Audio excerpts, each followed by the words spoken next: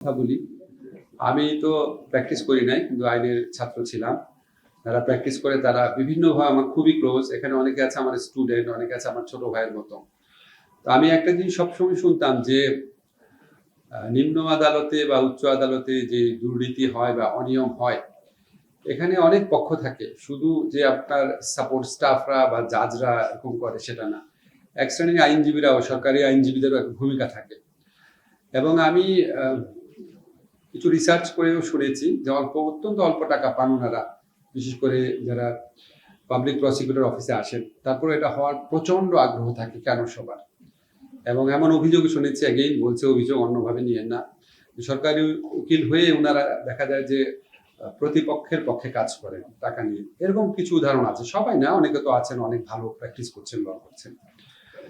তো আমি এটাও সবসময় শুনতাম যে আমাদের সবচেয়ে বড় যে সংস্কার আকাঙ্ক্ষা, বিশেষ করে বিচারালয়, তার মধ্যে অন্যতম হচ্ছে একটা ক্যারিয়ার প্রসিকিউশন সার্ভিস থাকতে হবে।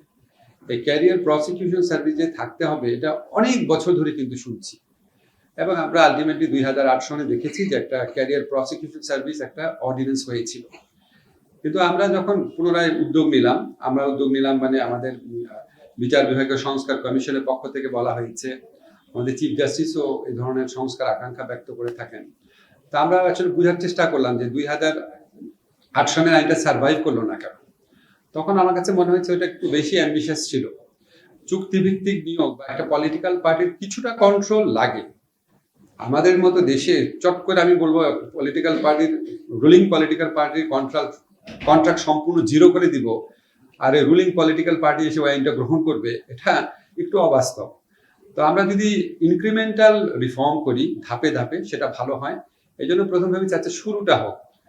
আমাদের যারা রাজনৈতিক সরকার আছে তারা তো অবাধ দুর্নীতি হোক এটা সবাই চায়, আমি বিশ্বাস করি না। তারা চায় যে কিছুটা কন্ট্রোল তাদের থাক, কিছুটা সেবা মানুষের পাক। এই ধরনের ভালো পলিটিক্যাল পার্টিগুলোর এই ধরনের মনোবৃত্তি থাকে। তো সেই দৃষ্টিকোণ থেকে আমরা এখানে দুইটা পথ রেখেছি, একটা হচ্ছে ক্যারিয়ার প্রসিকিউশন সার্ভিসে, আর একটা হচ্ছে চুক্তিভিত্তিক নিয়োগের ক্ষেত্রে।